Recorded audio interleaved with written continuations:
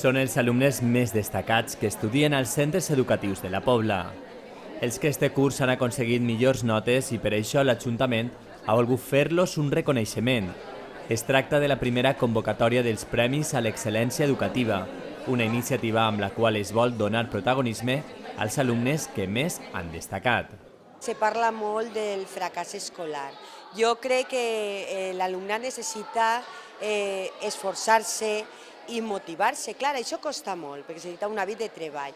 Doncs hem pensat, anem a motivar que el treballar, l'estudiar, també té prèmit, evidentment, s'ha de tindre un rendiment acadèmic que realment és el que avui hem premiat, però és un rendiment acadèmic que ha sigut com el resultat d'esforç i de treball.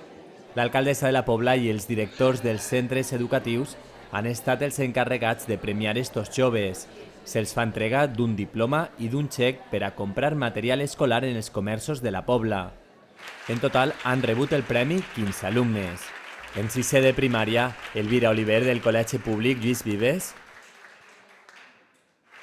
Pablo Ginesta del Mas de Tous,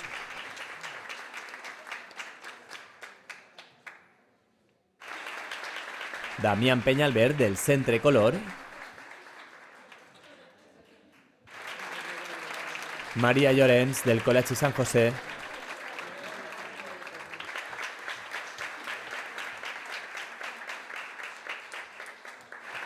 i Darío Esteve del Col·legi Sant Rafael.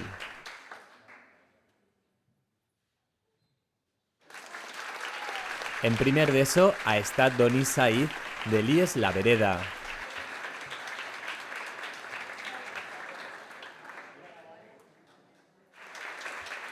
En segon d'ESO ha estat Sònia Esteve del Col·legi Sant José.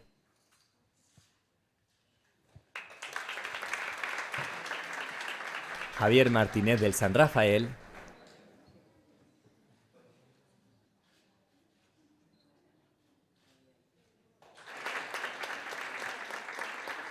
I Òscar Molins de l'IES La Vereda.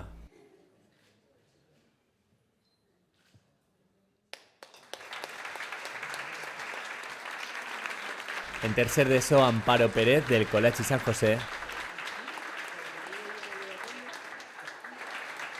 i Francisco Marco de l'Institut La Vereda.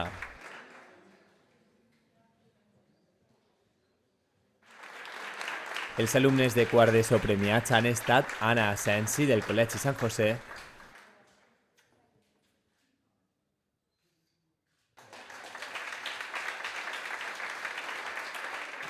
i Maria Isabel Amonello de l'Institut.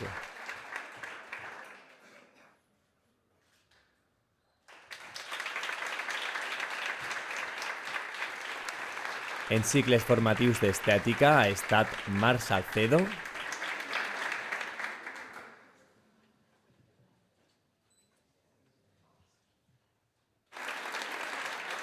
i en batxillerat David Ramírez.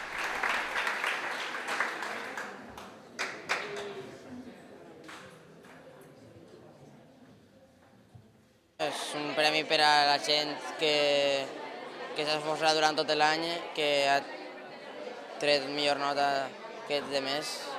Pareix una bona iniciativa per a tot el món.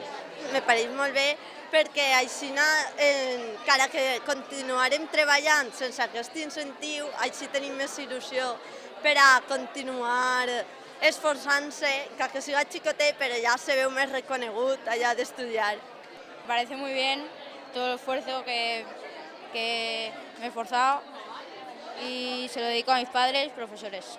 Que así nos motiva a seguir estudiando, porque siempre es bueno que te digan, ay, pues muy buen trabajo, porque sí que a los que igual sacan peores notas, pues siempre están ahí encima machacándolos, pues tienes que hacerlo mejor, tal. Pero a los que sacan buenas notas los dejan ahí aparte, ya que lo hace, pues ya está. Pero no, siempre está bien que te digan, pues buen trabajo, ten un premio, no sé. Tots ells han aconseguit superar el 9,25 de nota mitjana durant el curs, uns resultats que no són per casualitat. Tens que currar durant tot el curs les primeres avaluacions i pas a pas anar traient-te o anar coneixent els mestres i anar veient com tens que treballar i com pots millorar en l'esforç que fem i tot per treure aquestes notes. estudiar i treballar, de veritat. Atendre, jo sobretot atenc en classe i després fer els deures. Treballar dia a dia un poc, cada vegada repassar el que s'ha donat cada dia en el col·legi i res més, treballar. El treball dels alumnes és això, estudiar, traure's les millors qualificacions possibles, sobretot pensant des de batxillerat que volen entrar en alguna carrera i tenim les places limitades en moltes d'elles. És una manera de reconèixer que aquest esforç la gent ho valorem, que ens importa, i animar a altres a que faci esforç perquè qualsevol pot arribar a l'excel·lència tenint en compte si li dedica el temps i l'esforç necessari per a això.